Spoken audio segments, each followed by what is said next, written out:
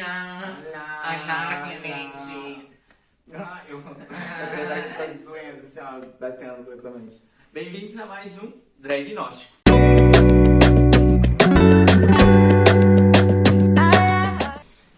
O vídeo de hoje é uma continuação do vídeo da semana passada. Então a gente está fazendo todo o movimento de direitos LGBTQIA+, né? E agora, essa semana, a gente vai falar como esses direitos e essa luta chegou aqui no Brasil. Vocês já conhecem ela, já tá batendo carteirinha aqui no canal. Lúcia. Já dá quase pra abrir um quadro. Já só Lúcia, diagnóstico, assim. Lúcia Guerra fala.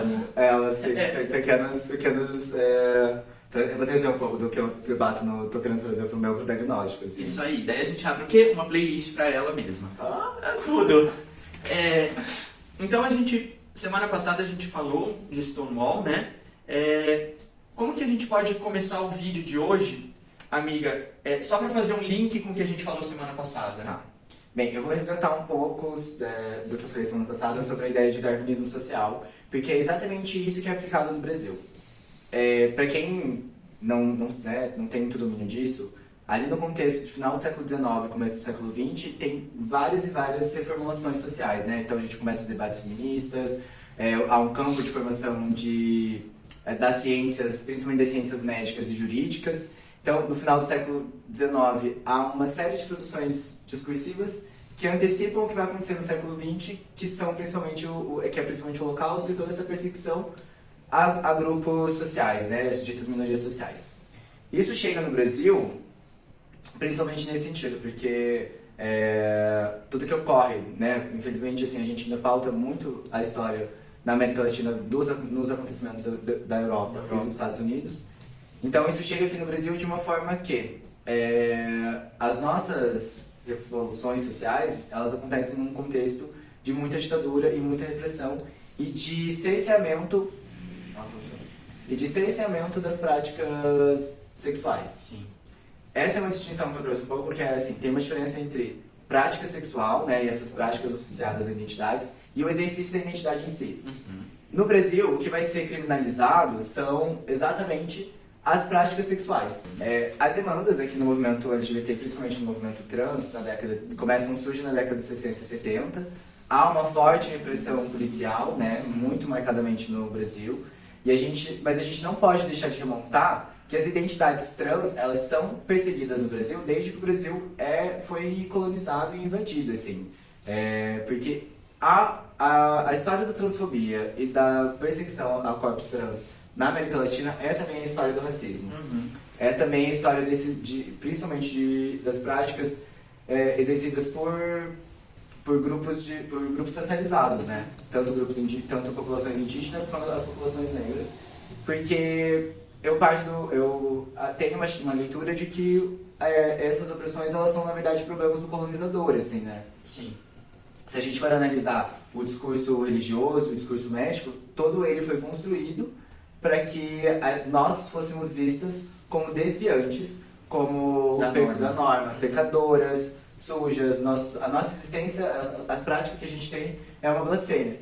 Tanto que assim, se a gente for pensar, ainda hoje no Brasil, há essa ideia de que tudo bem principalmente na igreja, que não é um problema você ser homossexual, desde que você não se relacione com outros homens, assim, que daí Deus vai te perdoar, né? Que era um tópico que eu ia tocar, né, amiga? A questão do colonizador também tem muito a ver com a questão religiosa ali, porque se você for ver as práticas em si, elas eram totalmente contra, a igreja era contra.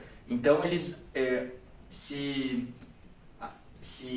eles usavam, né, do que a igreja pregava para dizer o que era certo e errado também, né? Com certeza.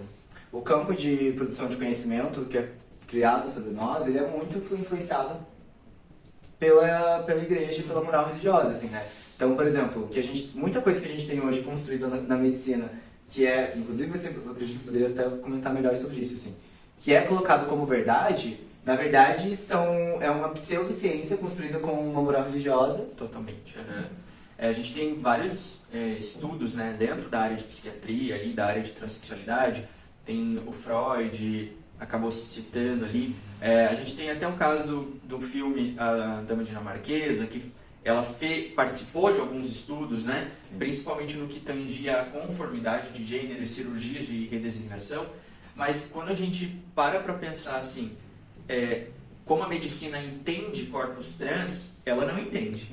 Exatamente. Porque a gente não estuda corpos trans, e eu acho que é muito essa questão de não estar ali e de não entender a minoria como algo que tem que, não que tenha que ser estudado, mas que faz parte da sociedade. Com certeza. Eu acho que essa, inclusive, eu vou chegar um pouco mais pra frente nisso, mas essa é uma das principais pautas do movimento trans hoje em dia, assim, que a gente tem uma construção de currículos em todas as áreas de conhecimento que compreendam as nossas existências de uma forma mais respeitosa, assim. Porque, óbvio, assim, gente, realmente é violento, mas também tem toda essa questão de como no século XIX a ciência era compreendida e ver certos corpos e certas práticas como algo a ser estudado, assim, um comportamento social que até então não era observado, entre muitas aspas, né? Então a gente vem todo desse movimento e a gente começa a ter o movimento de Woodstock, começa a ter os movimentos de contracultura, né, lá fora, e isso acaba reverberando aqui também, né, Sim. meados dos anos 60, e a gente entra ali na década de 60, 70. Como que isso teve impacto aqui? Bem, não tem muito impacto, na verdade, essas décadas no Brasil, justamente por causa da ditadura. O que vai acontecer, na verdade, alguns anos mais tarde, que é também um marco da organização política LGBT, é a crise da AIDS, né? Uhum. E isso vai marcar muito os primeiros anos da primeira onda de movimento e organização LGBT. Por quê? A principal organização em torno disso é a construção de políticas públicas que pudessem contribuir para minimizar a disseminação do vírus, né? Gente, o primeiro ano aqui no Brasil, por exemplo, que se identifica o HIV, tem em torno de 4.000 casos. No ano seguinte... Era pouco, né? Era pouco, mas assim, no ano seguinte isso dobra. No ano seguinte, o valor, tipo assim, chega em torno de 8.000, e no ano seguinte a gente já tem o dobro disso, assim, em torno de 20.000 casos. E a gente vê, inclusive, que o Brasil, nos primeiros anos da pandemia, não teve um bom controle, porque não estava movendo um movimento social que estava cobrando por políticas de educação, por políticas de prevenção, e até políticas de reparação desses povos, né? Dessas comunidades. Quem se interessar pela história do HIV no Brasil, tem um documentário fenomenal sobre que eles remontaram toda a história do HIV aqui no Brasil, com vários epidemiologistas, infectologistas que estavam lá. Então são pessoas que viveram esse momento histórico, né? O nome do documentário é Cartas para Além dos Muros. Então ele vai fazer toda essa construção, ele pega a atualidade também de pessoas que, muito por causa dessa epidemia, não conseguem assumir a sua soropositividade, né? Pelo preconceito, né? Então fica aí a recomendação. Sim. Falar com uma doença que não tem cura, mas é aplicada nos cafajestes e nos invertidos. Você já ouviu falar da AIDS? Sim, Como é que vocês estão vendo essa questão? a providência de Deus. A infecção pelo HIV/AIDS era sempre, nesta época, a doença do outro, né? Era sempre do outro, não era minha, nunca minha, era do outro. Então era do homossexual, do africano, do trabalhador do sexo, do outro. O papel da igreja nessa história toda foi um papel criminoso, né? Às vezes as pessoas falam, mas a palavra é muito forte, como é um crime isso. Tratar o HIV em 2018, tecnicamente, é besta, é fácil. O vírus está muito mais presente no nosso imaginário do que no nosso corpo propriamente dito, do que nas nossas secreções, né? E aí é por isso que vão dizer, né, que o HIV é um vírus social, uma epidemia social, um problema social. Falar de HIV hoje tem o mesmo mistério de 35 anos atrás. Não pode. E aí vem a história de precisamos falar disso. Eu vou só resgatar um pouquinho antes, porque assim, a crise da AIDS, ela marca uma nova organização no movimento LGBT, assim, no Brasil. Porque até então, a década de 50, 60 e 70 são marcadamente construídas em torno de uma contracultura e uma ação política através da arte. A gente tem exemplos grandes, assim, como a Jusicroquettes, que é tipo um dos principais grupos de contracultura. A gente tem a circulação de vários grupos artísticos. A gente tem, inclusive, na década de 60, uma ação que foi anterior a Stonewall, inclusive. Na década de 60 a gente tem um ataque, uma invasão policial, que assim, ali, óbvio que antes de 64 tem esses anos pré-ditadura em que começa a haver uma certa ação mais truculenta da polícia. No Ferros Bar, essa situação foi... havia uma circulação de um jornal feito por mulheres lésbicas para mulheres lésbicas, se chamava Xana com Xana. Ai, eu amo. A história do Xana com Xana é incrível, eu posso vir aqui vou vir aqui só pra falar dele. Xana com Xana também é bacana. Foi aí que surgiu, será? Sim, se não me engano sim. Eu posso estar falando, não tenho certeza, mas se não me engano sim. As meninas estavam tentando fazer a comercialização do jornal dentro do Ferros Bar, quando elas foram impedidas e expulsas, e ao acionar a polícia não ajudou elas, assim, foi... inclusive teve um certo rompante de invasão e ocupação do espaço para reivindicar o direito delas poderem fazer a circulação desse jornal informativo, assim. E eu estou citando justamente porque até a organização política, enquanto movimento organizado social, havia muitas essas ações de circulação de conhecimento mesmo, de produção de jornais, de produção de pequenos dilames, uma ação assim, um pouco mais de intervenção mesmo. Então, né, voltando à cronologia, a década de 70 é marcada muito por essa ação de reivindicação do Estado, muita também através de movimentos que estavam indo contra a ditadura militar. Então, há muita participação de pessoas LGBTs nessa luta contra a ditadura, ao mesmo tempo que há uma positivação uma ideia de positivação das nossas identidades, em contraste ao que era falado sobre o HIV na década de 80, né? Pra quem não sabe, o HIV foi chamado aqui no Brasil como câncer gay. Isso. Porque havia essa ideia, inclusive muito difundida dentro da igreja, de que o HIV era, no Brasil, ele foi enviado por Deus para dizimar a conceito de vida.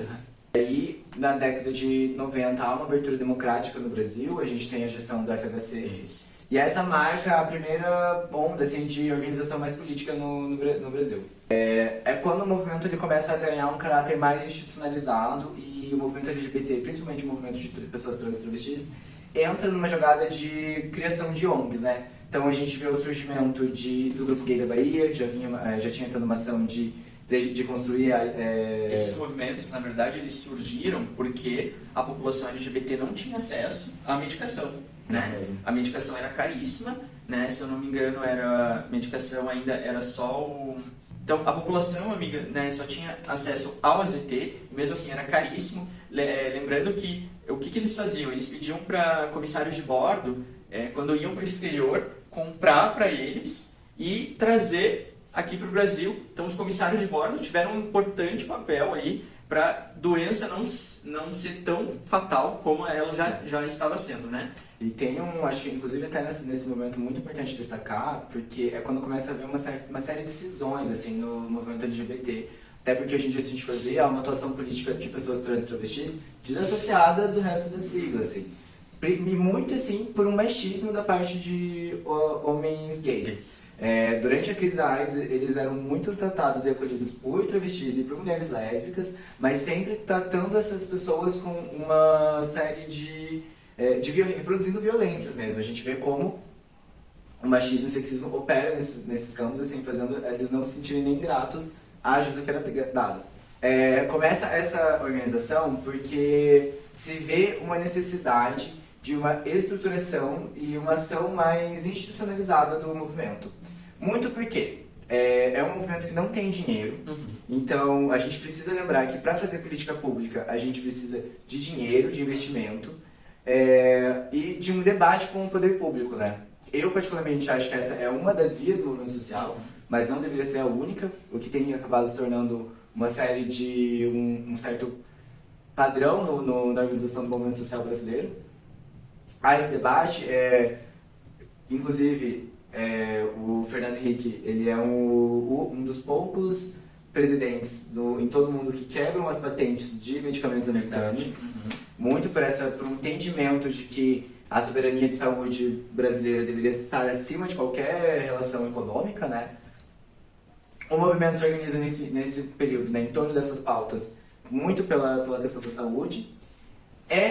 A partir dos anos 2000, então, a década de 90 é praticamente toda marcada por isso, assim, por uma... Pela luta de melhorias de saúde pública ali, Isso. gestão em saúde pública, Isso. né? E na aquisição, tentando diminuir todos os danos causados pela década de 80, Sim. né? Essa questão da ação truculenta da polícia, ela é, inclusive, um legado, assim, né? Uma herança nossa da ditadura até hoje. Como eu disse, havia esse cerceamento das práticas, né? Então, era o crime de vagabundagem, o crime de vadiagem, pessoas trans eram presas por ferirem a moral e a ética pública, simplesmente por estarem nesses espaços. Inclusive, tem uma operação no Rio de Janeiro, que ocorre na década de 70, chamada Operação Tarântula, que é uma das maiores operações de assassinato institucionalizado de pessoas trans. A Operação Tarântula ela foi coordenada pelo delegado Guido Fonseca, na década de... Ai, que horror! Amiga, infelizmente ele se chamava Guido. No final nos anos, se não me engano, em 87, mais de 700 travestis e transexuais foram sequestradas de seus locais de trabalho de pista, assim, né, de prostituição. Elas eram levadas, tinham seus cabelos raspados, suas roupas rasgadas, trocadas, e há relatos de que travestis e de mulheres trans que só poderiam ser liberadas da delegacia depois que elas retirassem, elas colocassem roupas masculinas, entende? E aí, que marca, inclusive, essas pautas das políticas dos anos 2000 e constrói também os certos caminhos do que a gente começa a construir agora nos anos 2000. Gente, inclusive, uma coisa muito doida de pensar é que tudo isso aconteceu assim, a gente não tem nenhum intervalo de 100 anos ainda, sabe? São eventos de movimento social muito sucessivos e muito recentes. Como efervescentes, né? É um movimento que está em construção ainda, né? Então, a gente vê a Associação Brasileira de Homens Trans, várias formações aí, né? A FONATRANS, que é um Fórum Nacional de Travestis e Transsexuais. Há, nos anos 2000, um debate no movimento social, inclusive, da reivindicação do termo travesti como uma identidade brasileira, que é construída e que tem um histórico de mulheres de travestis negras nesse movimento de atuação. É engraçado porque, assim, nos anos 2000, isso acontece em 2011, mas nos anos 2000 há um debate no movimento que há da necessidade de isso virar uma patologia, porque a compreensão da medicina é que para você passar por certos procedimentos, sejam cirúrgicos, seja de tratamento, você precisava de um laudo, né? Você precisa desse código dentro de um CID, CID, se não me engano? Isso, Você precisa de um CID para poder acessar certas políticas públicas, que hoje em dia é outra compreensão legal, né? Você não precisa mais disso. Hoje a gente encara mais como uma disforia, ainda o termo está sendo adequado, sabe? Sim. Não é o melhor termo, mas a gente tenta colocar ali a pauta como uma disforia de gênero, sabe? Não é o melhor, mas ainda passinho de tartaruga, né? Eu acho que é importante lembrar que a disforia não é um quadro clínico exclusivo de pessoas trans. Há muitas outros quadros clínicos que apresentam disforia, porque a disforia é exatamente essa que eles chamam de uma percepção de si que não corresponde com a materialidade do corpo, né? Bem, os anos 2000 é marcado por essa unificação, né, essa formação de ONGs. A gente precisa lembrar que os anos 2000 é marcado pela gestão do PT, né? O presidente Lula entra, depois tem a presidente Dilma. Há uma ação de formulação do movimento trans agindo muito grande para formar os estatutos de direitos humanos. E quando ocorre, inclusive, tem uma primeira versão no FHC, não sei se não lembro agora se é a primeira e a segunda no FHC, e o terceiro Plano Nacional de Promoção de Direitos Humanos e Diversidade acontece no governo Lula. Que é um grande avanço, assim, a gente começa a pautar política pública para a população LGBT na educação, na saúde, no campo da psicologia. Há uma dispersão do movimento para entender que a pauta LGBT ela não é só uma questão de saúde, como foi marcada a década de 90. Vem de uma outra relação, inclusive de promoção de acesso ao trabalho, à formação, a cursos há uma ideia, inclusive, do poder público de que essas pessoas têm que ser integradas socialmente. Essa ideia de promoção de direitos humanos ela é muito grande e essencial para o movimento hoje em dia, inclusive. Nos anos 2000 que a ANTRA é formada, e aí a gente não pode deixar de destacar a importância da Associação Nacional de Travestis e Transsexuais, que é hoje em dia o principal órgão que produz pesquisa, que produz informação, que divulga essas informações, a ANTRA tem um papel essencial hoje em dia de não catalogar, né, mas de identificar e perceber onde estão as ativistas pela luta LGBT e de produção de dados sobre nós, assim. A partir de 2010, a gente ainda está no poder, né? Tem o PT no poder. Né? Isso. Ali com a questão do impeachment da Dilma, de todo o movimento social que a gente viveu, né? A gente tem o impeachment e o Temer assume, né? O que aconteceu em termos de saúde da população T dos anos 2010 para cá? Bem, na verdade esse período do PT é um período que cria muitas polêmicas e que culmina inclusive hoje em dia, que culminou inclusive um pouco uma série de ações da gestão desse período que trouxe o que a gente tem hoje em dia, essa crise política com o Bolsonaro, né? Porque o que rola? Na primeira década dos anos 2000, a gente está vivendo uma política integral de promoção de direitos humanos, que é o Brasil Sem Homofobia, que é uma frente de ação muito, muito incrível, que ia desde promoção e pulverização desse debate nas escolas, até ações contra travestis e transexuais, que era de formação de replicadores de conhecimento. Não sei se você conhece esse programa. Não conheço. As replicadoras eram um processo de formação feito com uma parceria entre o Ministério da Saúde e o Ministério da Educação, de formação de profissionais do sexo para irem a locais de prostituição, conversar com essas profissionais do sexo, explicando sobre o uso de preservativo, lubrificante, levando acesso levando acesso à camisinha, inclusive. Gente, a camisinha é, inclusive, de todas as políticas de saúde, de prevenção ao HIV, a mais incrível. A gente tem hoje em dia, óbvio, adoro o fato de a gente ter PrEP e PEP distribuída, mas o Brasil é um dos poucos países do mundo que investe em distribuição de preservativo. E, infelizmente, né, amiga, com esse novo governo, essas políticas estão se perdendo. Sim. Porque foi-se adotada uma metodologia de não se falar sobre sexo, sobre educação sexual em escolas. Então as crianças já não têm acesso para saber o que é uma camisinha. A população já não usa camisinha. Sem um governo que fale, olha, vamos usar métodos contraceptivos. Não, combinada. Exatamente. O que eu penso particularmente a respeito de PEP e PrEP?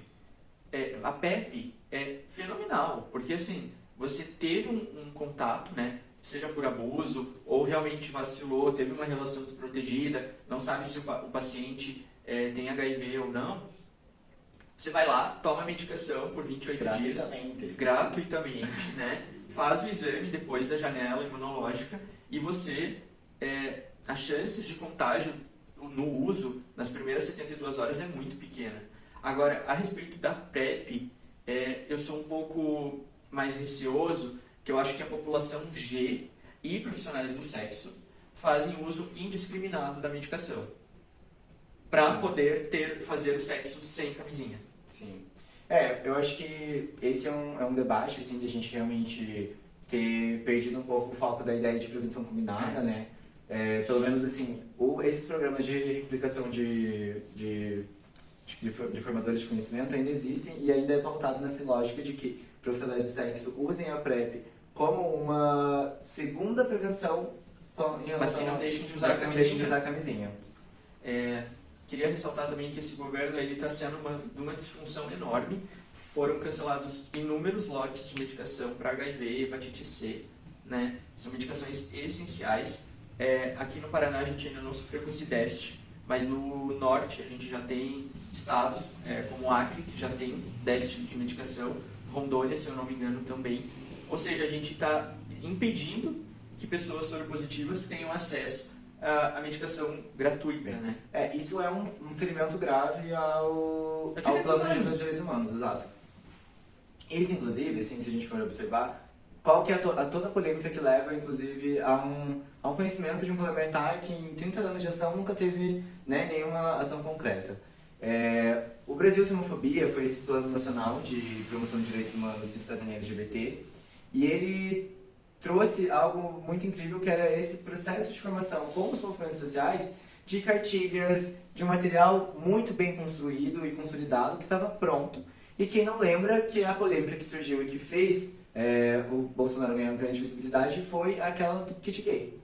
Ele pegou associou todo o processo de homofobia a um material que não estava sendo vinculado por ele, construiu toda essa lógica, a mídia é totalmente incentivada, toda uma ideia de ódio, principalmente a partir dos trabalhadores, na época, que se perpetuou nos anos seguintes, que acabou combinando a toda uma crise também, né, de estabilidade política mesmo. Foi uma grande cortina de fumaça ali, Total. né? Gente, esse programa, ele estava pronto, todo o material pronto, assim, para ser distribuído. No dia que rola a polêmica, no dia seguinte, a presidente Dilma veta ele e decide pela não divulgação mais, assim. Ou seja, a gente deixa, então, de falar sobre identidade de gênero nas escolas, sobre sexualidade, né? Sim. E a gente passa, então, a ter uma formação em que as crianças vão ter a formação apenas de conteúdos programáticos, mas elas não vão passar a entender as diferenças sociais, as diferenças de identidade que existem entre elas. Então a gente perde muito, a gente perde discussão, a gente perde entendimento, né? E é um plano, assim, é um projeto mesmo de sociedade que é de governo mesmo. Porque, no limite, o que os movimentos sociais estão propondo é que haja uma ação conjunta, com várias frentes, seja desde o Ministério da Cultura, com o Ministério da Educação, Segurança, Ministério, sabe? Uma ação que realmente promova e reinsira pessoas LGBTs, com foco inclusive na população trans, em espaços onde elas não estão tendo acesso, assim, não estão tendo garantia. Eu tinha, por exemplo, muita expectativa que o Haddad vencesse as eleições passadas, porque o Haddad fez um programa no Rio de Janeiro incrível, que foi o Transcidadania. Foi, um dos maiores programas de ressocialização de população trans, pensado na fragilidade econômica que essas pessoas têm para acessar a educação, para acessar emprego, né? Exato, foi um programa incrível. E quais seriam as novas perspectivas, assim, pensando numa nova reformulação política que você vê, Lu? Bem, hoje em dia eu acho que o movimento, as pautas principais são trazidas muito pela ANTRA, na ideia de que a gente precisa pautar o retorno, um resgate a uma ação política bem de múltiplas frentes, né, de atuação com vários campos da política. O movimento persegue ainda nessa atuação na institucionalidade, via no debate as estruturas dentro do poder público. Porém, depois dessa onda de crescimento que tem sido vista do fascismo nos últimos anos no Brasil, o movimento também está ganhando um caráter um pouco de luta mais fascista e anticapitalista também, né? Entendendo que toda essa fragilidade que ocorre também é isso. Há uma frente de atuação também na ideia da educação, de programas onde tragam novos currículos e novos debates para a escola, vendo na cultura e na educação um elemento chave na transformação das narrativas sobre corpos trans no Brasil.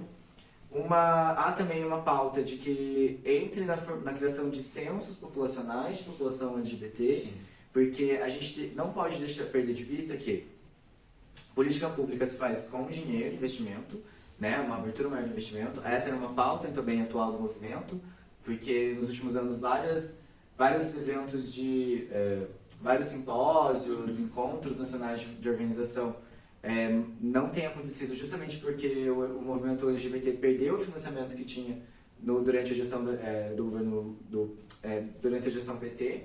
Então há também esse resgate, essa ideia do Estado voltar a financiar esses processos também. Essa pauta, inclusive, que eu estava falando da produção de conhecimento e de pesquisa é muito necessária. Porque o acompanhamento de uma política pública é feita com dados, é feita com essa criação de conhecimento mesmo, assim. Quantas pessoas trans a gente tem em cada estado, quantas delas demandam política de emprego, quantas demandam política de saúde, quantas demandam política educacional.